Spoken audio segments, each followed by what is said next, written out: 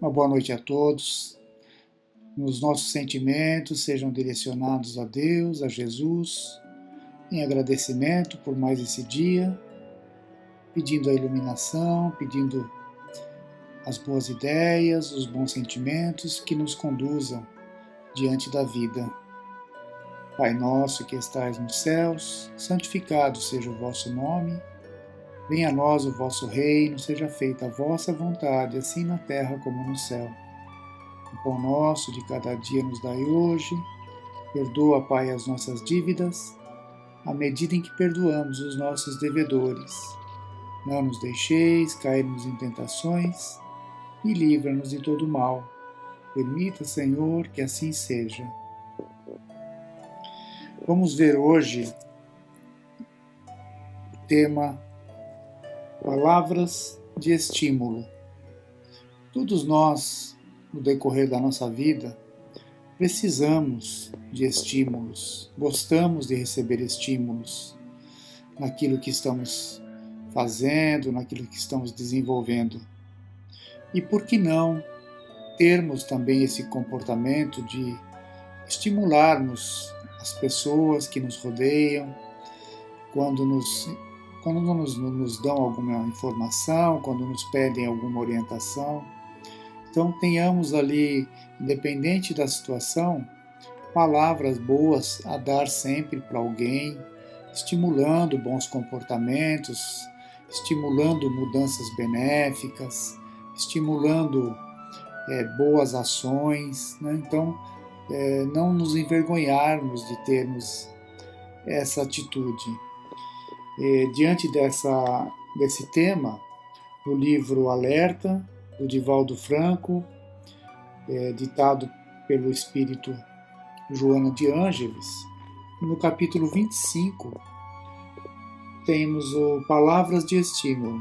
Diz assim o texto: a experiência da dor e da soledade, cimentando os compromissos da redenção a benefício nosso, é dádiva de Deus, que nos cumpre valorizar sem qualquer amargura. Ou seja, a dor e a solidão podem aparecer na nossa vida como compromissos, né, de provas na encarnação, como dádivas de Deus. Não são as que fruem, nem os que se utilizam do corpo para o prazer, os que transitam ditosos. Houve tempo em que, assim pensando, usufruir até a exaustão, utilizamo-nos da vida para os atuais processos de recuperação afligente. Hoje, os teus são os compromissos, com o amor silencioso e a ação renovadora de espalhar a mensagem espírita, quanto te permitam as possibilidades, sem esquecimento das tarefas normais nas quais tem empenhado a existência. Ora e serve, estuda e medita, sem cansaço, para servires sem desfalecimento. Então ela menciona que, numa época passada, já utilizamos a vida, ali a exaustão, como ela diz, gastarmos a energia material até elas acabarem, que nada mais havia para nós, como espíritos ali atrasados, coisas melhores do que simplesmente os gozos materiais, aproveitarmos a matéria, aproveitarmos a vida.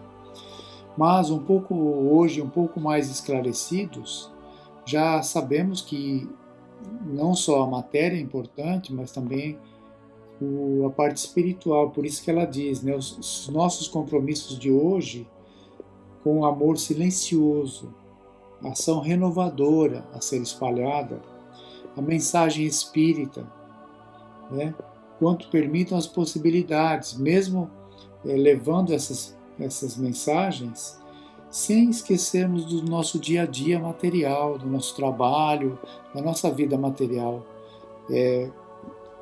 adequar as coisas, né, com as devidas importâncias para cada uma delas, tanto o material quanto o espiritual.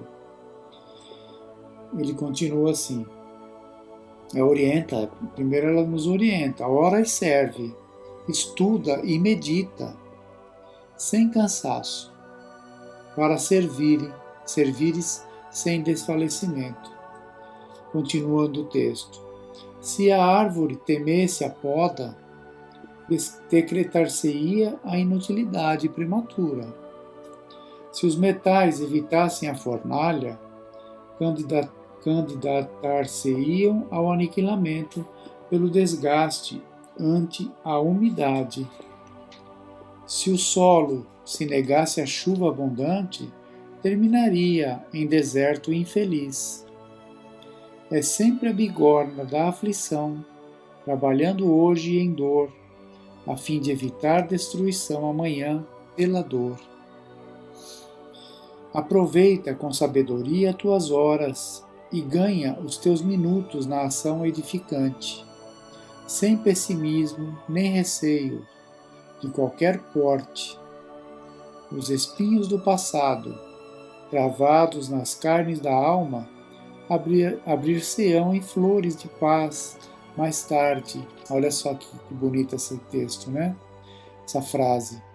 Os espinhos do passado, cravados nas carnes da alma, abrir-se-ão em flores de paz mais tarde. Quer dizer, aquelas dores que trazemos gravadas no nosso espírito do passado, aqueles sofrimentos, aquelas dificuldades, abrir-se-ão para nós, né, como flores de paz, para quando nós recuperarmos ali as nossas atitudes, né,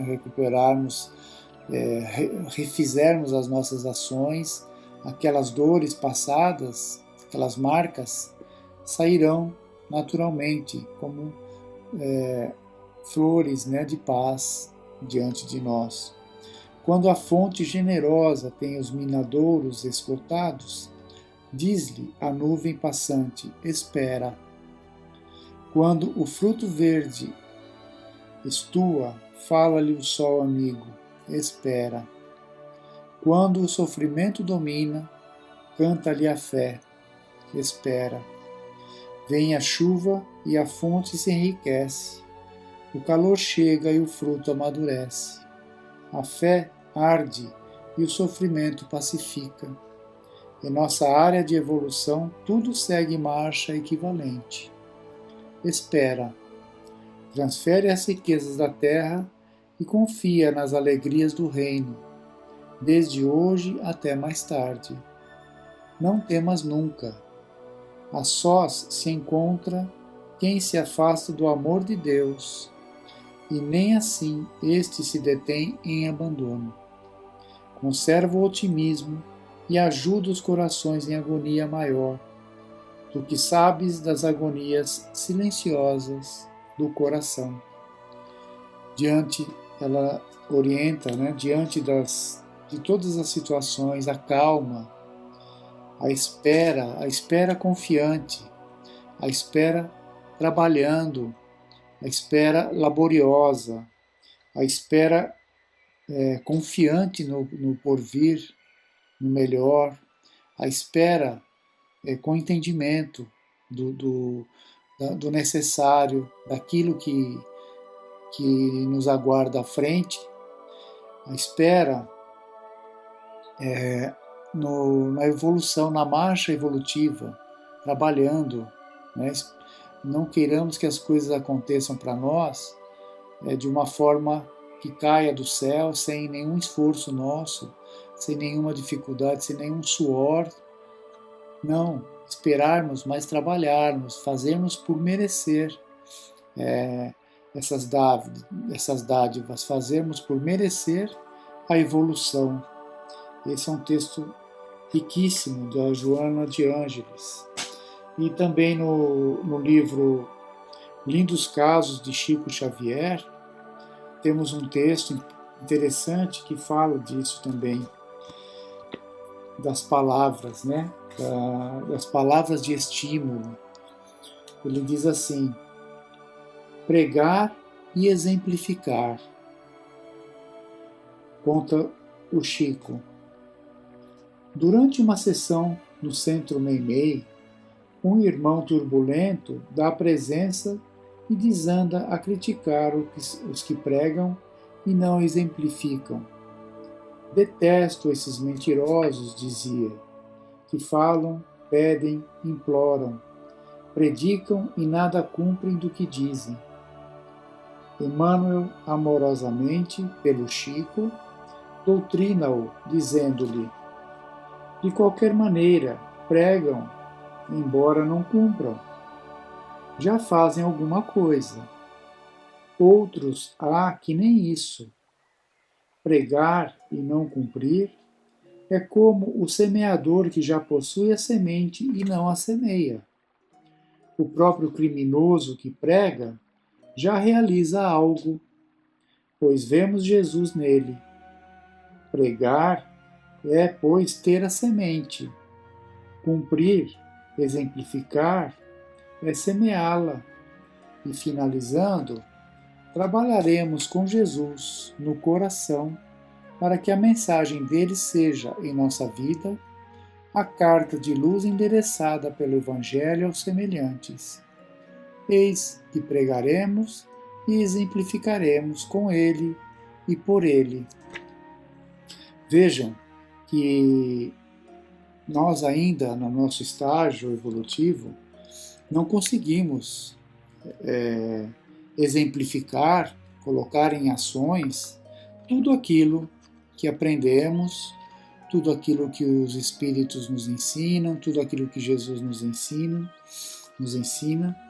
tudo aquilo que falamos muitas vezes, né? Não conseguimos exemplificar ainda na prática, porque estamos distantes da pureza ainda de ações, né? da mudança de comportamento, mas nem por isso devemos deixar de pregar essas coisas, de falar nessas purezas, nessa mudança de comportamento, pregar o Evangelho de Jesus, os ensinamentos de Jesus, dar ali às pessoas que necessitam uma palavra de consolo, né, com bons comportamentos, incentivos, diante da doutrina espírita, do cristianismo. Claro que não falamos coisas que ainda não fazemos, mas isso é natural. Isso, como ele diz aqui no texto, como Emmanuel diz, já é alguma coisa, já temos as sementes que são as palavras. E as ações seria a semeadura, né? Espalharmos essa semente que já temos. E todos temos algo de bom a ser espalhado. Todos temos, no momento certo, se nos colocarmos com bom ânimo, com disposição a ajudar, essas palavras virão, né? Essas sementes virão. E semearemos à medida que o nosso espírito evolui, as nossas ações melhoram, estaremos semeando sim o bem, essas palavras boas, através dos nossos comportamentos, e não só através das palavras. Então, importante esse texto, possamos pensar nisso e aprimorarmos sempre as nossas atitudes baseadas nos conhecimentos que já temos. Possamos ficar com Deus, tenhamos uma boa semana, fiquem em paz.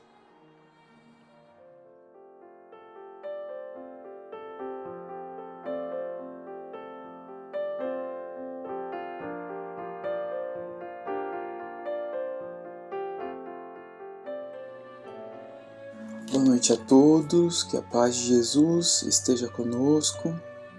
E na oportunidade de hoje nós vamos abordar como tema Jesus e as mulheres. E eu selecionei aqui um trecho do Evangelho de Lucas, capítulo 8, para ilustrar a companhia feminina de Jesus. O trecho é o seguinte: E aconteceu, depois disto, que andava de cidade em cidade, de aldeia em aldeia, pregando e anunciando o Evangelho do Reino de Deus, e os 12 iam com ele. E algumas mulheres que haviam sido curadas de espíritos malignos e de enfermidades. Maria, chamada Madalena, do qual saíram 7 demônios, e Joana, mulher de Cusa, procurador de Herodes, e Susana, e muitas outras que o serviam com seus bens. Nesse trecho evangélico, nós encontramos o relato da Companhia Feminina de Jesus, que é um tema extraordinário, que nos faz refletir sobre o amor que o Mestre tinha para com as mulheres, que naquela época eram subjugadas pela autoridade do homem em todas as dimensões, como a religiosa, a social, a cultural, a familiar, a sexual. E como as mulheres eram tratadas naquele tempo de Jesus, há 2000 anos? Bom, de acordo com os estudiosos e com os relatos históricos, as mulheres eram definidas pelo seu aspecto biológico, como mães procriadoras. Do ponto de vista sociológico, eram objetos dependentes primeiro do pai e depois do marido. Sob a dimensão psicológica, as mulheres eram proibidas de se dedicarem a temas tidos sérios ou importantes, exclusivos aos homens. Para a gente demonstrar a concepção da mulher daquele tempo, nós recorremos a uma oração matinal que os judeus recitavam todos os dias de manhã, que tinha possivelmente uma influência dos gregos, e que está hoje registrada no livro de orações chamado Sidur. A oração consistia na seguinte bênção: Bendito sejas tu, Eterno, nosso Deus, Rei do Universo, que não me fizeste mulher. Todos os dias, pela manhã, as mulheres escutavam essa oração, registrando tanto no seu consciente quanto no seu inconsciente a sua suposta inferioridade. A presença de uma mulher em um lugar público, como por exemplo na rua, no mercado, nos tribunais, nas casas de estudo, nos eventos ou nos cultos, era considerada uma ofensa à sua própria dignidade. A priorização das tarefas femininas voltada para o lar, como se dedicar aos afazeres domésticos, às crianças e ao marido, teve como consequência a limitação da função religiosa. E isso possuía um profundo significado, porque a obrigação de cumprir esses preceitos religiosos era uma grande honra. E a mulher não podia sequer se dirigir a outros homens, raramente trabalhava fora do lar e, de acordo com a lei mosaica, tinha o dever de fidelidade no matrimônio sob pena de apedrejamento. A ignorância fez o homem, de todas as sociedades, duvidar até mesmo se a mulher tinha inteligência ou alma. E o que diz a doutrina dos espíritos? Kardec, na Revista Espírita de janeiro de 1866, sobre um artigo intitulado As Mulheres Têm Alma?, afasta esse avirtuamento, dizendo que, abre aspas, as almas ou espíritos não têm sexo. As afeições que os unem nada têm de carnal, e por isso mesmo são mais duráveis, porque são fundadas numa simpatia real, e não são subordinadas às vicissitudes da matéria. As almas se encarnam, isto é, revestem temporariamente um envoltório carnal, para elas semelhante a uma pesada vestimenta, de que a morte as desembaraça. Pondo-as esse envoltório material em contato com o mundo material, nesse estado elas concorrem ao progresso material do mundo que habitam. A atividade que são obrigadas a desenvolver, quer para a conservação da vida, quer à procura do bem-estar, auxilia-lhes o avanço intelectual e moral. Os órgãos sexuais só existem no organismo. Eles são necessários à reprodução dos seres materiais, mas os espíritos, sendo criação de Deus, não se reproduzem uns pelos outros, razão pela qual os órgãos sexuais seriam inúteis no mundo espiritual. Os espíritos progridem pelos trabalhos que realizam e pelas provas que têm a suportar, como o operário se aperfeiçoa em sua arte pelo trabalho que faz. Essas provas e esses trabalhos variam conforme a sua posição social. Devendo os espíritos progredir em tudo e adquirir todos os conhecimentos, cada um é chamado a concorrer aos diversos trabalhos e a passar por diferentes gêneros de provas. É por isso que eles, os espíritos, renascem alternativamente, ricos ou pobres, senhores ou servos, profissionais do pensamento ou da matéria. E é com o mesmo objetivo que os espíritos se encarnam nos diferentes sexos. Aquele que foi homem poderá renascer mulher, e aquele que foi mulher poderá renascer homem, a fim de realizar os deveres de cada uma dessas posições e de se submeter às provas respectivas. Portanto, só existe diferença entre o homem e a mulher em relação ao organismo material, que se aniquila com a morte do corpo. Mas quanto ao espírito, à alma, ao ser essencial, imperecível, ela não existe, porque não há duas espécies de almas. Assim quis Deus em sua justiça para com todas as criaturas. Dando a todas o mesmo princípio, estabeleceu a verdadeira igualdade. A desigualdade só existe temporariamente no grau de adiantamento, mas todos têm direito ao mesmo destino, ao qual cada um chega por seu trabalho, porque Deus não favoreceu ninguém às custas dos outros. E terminando esse trecho de Kardec, continuamos.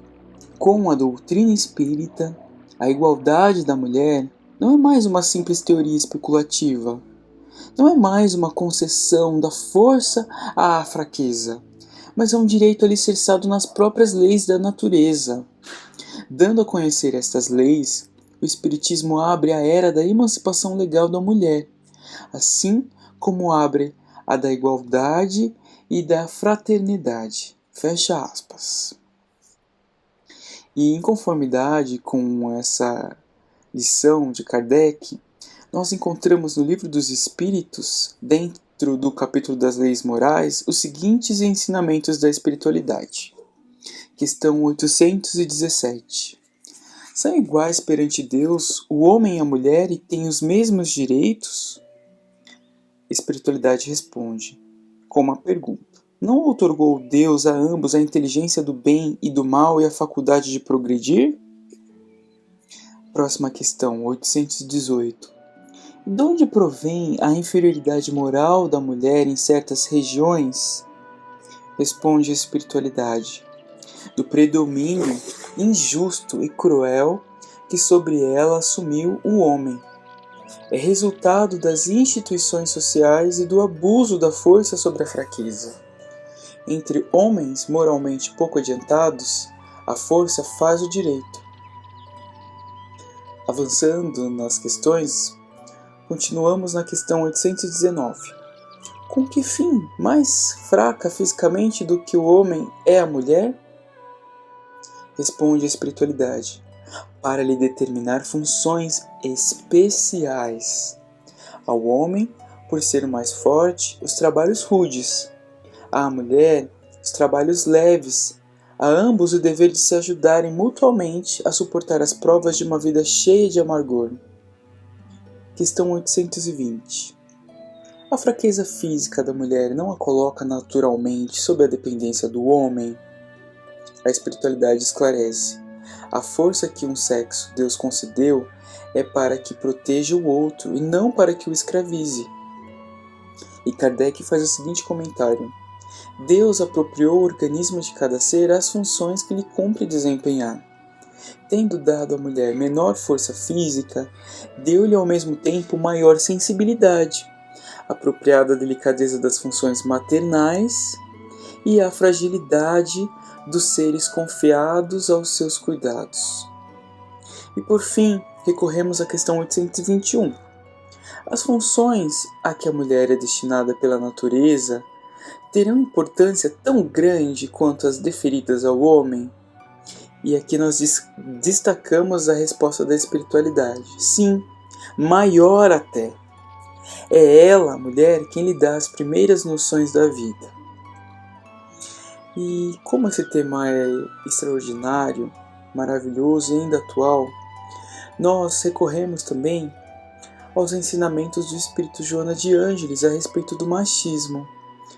E o trecho que nós abordaremos a seguir foi retirado do livro da série psicológica chamado Encontro com a Paz e a Saúde. Joana de Ângeles nos ensina o seguinte, abre aspas, herança multimilenária esculpida no inconsciente coletivo, o machismo remonta à tradição mosaica a respeito da criação, quando apresenta a figura antropomórfica do Criador, na condição de pai instável, alimentando essa construção arquetípica da pessoa de Adão, de quem fora retirada uma costela para reproduzir a mulher, mantendo-a como parte do seu corpo, tornando-a submissa em face de pertencer-lhe desde a origem. Fecha aspas. Bom, no mesmo livro, Joana de Ângeles também aponta como raiz do machismo a discriminação da mulher por haver sido suposto instrumento do pecado. Quando Deus interpelou as figuras arquetípicas de Adão e Eva por terem comido o fruto da árvore proibida, Adão imediatamente transfere a responsabilidade. Abre aspas. Foi a mulher que me deste por companheira que me deu do fruto da árvore e eu comi. Esse trecho se encontra em Gênesis, capítulo 3, versículo 11 e 12. Então, até aqui, nós concluímos que existe no inconsciente coletivo a ideia de que a mulher é inferior ao homem por ter sido criada por meio da costela de Adão e por ter sido instrumento do pecado original, por ter induzido o homem a comer do fruto proibido. É uma concepção religiosa que se encontra no inconsciente coletivo e que contribui para esse aviltamento dos direitos das mulheres. E, por outro lado, nós encontramos Jesus, modelo e guia da humanidade, que nos ensinou que Deus não faz acepção das pessoas, nem de sexo, e exemplificando Jesus com seu amor, carinho e respeito, tratamento digno a todas as mulheres e a ruptura dos preconceitos baseados na condição do sexo. E, de fato, algumas das mais belas passagens do Novo Testamento têm mulheres como as principais personagens, o que demonstra que Jesus se serviu de seus encontros para legar ao mundo o roteiro de felicidade, como, por exemplo, a Joana de Cusa, que decidiu voltar-se ao lar e amar seu companheiro como material divino, e que, de acordo com a psicografia de Chico Xavier sob a autoria de Emmanuel, no livro Boa Nova, demonstrou Joana de Cusa fé e amor no momento de martírio no circo romano. Também encontramos o exemplo da mulher encurvada, que se encontra em Lucas capítulo 13, versículo 10 a 17, que foi curada por Jesus num dia de sábado, como exemplo de que não há hora nem lugar para a prática de caridade. Nós encontramos também o exemplo sublime de Maria de Magdala, a Madalena, uma antiga cortesã que abdicou de toda a luxúria e prazeres para seguir o Mestre até o último instante, sendo a mensageira de sua ressurreição espiritual e a divulgadora do Evangelho aos marginalizados. Nós encontramos também a mulher com hemorragia há 12 anos, que se encontra nos Evangelhos de Mateus e Lucas, que se viu curada ao tocar as vestes de Jesus. Nós encontramos o exemplo da pobre viúva que depositou na arca do tesouro do templo apenas 2 pequenas moedas que valiam meio centavo, mas cuja grandiosidade de seu ato foi destacada pelo Mestre. Nós encontramos também a mulher samaritana que buscava a água do poço e que recebeu a mensagem da água viva que sacia o espírito e dá a vida eterna, que se encontra em João, capítulo 4. Nós também encontramos o exemplo da mulher surpreendida em adultério, prestes a ser apedrejada. Foi salva pela intervenção do Mestre, que, ao dirigir-se aos acusadores e executores da abominável pena de morte, disse: aquele que não tiver pecado, que atire a primeira pedra. São muitos os exemplos de que Jesus dedicou-se às mulheres no Evangelho. Mas esse amor de Jesus ainda hoje não foi totalmente compreendido pela humanidade. Muitas arbitrariedades e desigualdades remanescem na nossa sociedade dita civilizada. O tema é atual, bastando lembrarmos da desigualdade salarial, da violência doméstica, dos crimes sexuais, da mutilação genital feminina. Mas o mecanismo da justiça e da misericórdia divina nos trará a oportunidade de progredirmos moralmente. Os espíritos, ao reencarnarem, poderão passar por existências em diferentes sexos.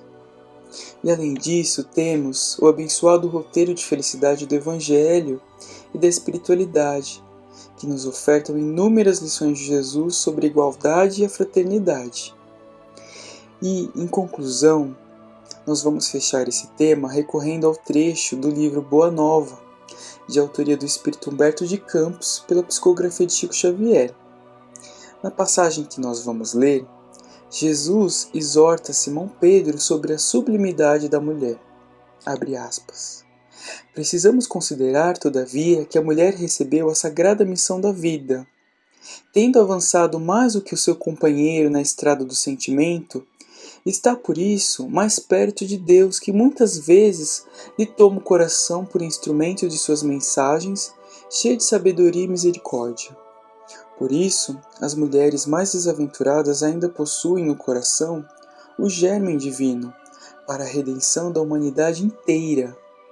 Seu sentimento de ternura e humildade será em todos os tempos o grande roteiro para a iluminação do mundo, porque sem o tesouro do sentimento, todas as obras da razão humana podem parecer como um castelo de falsos esplendores.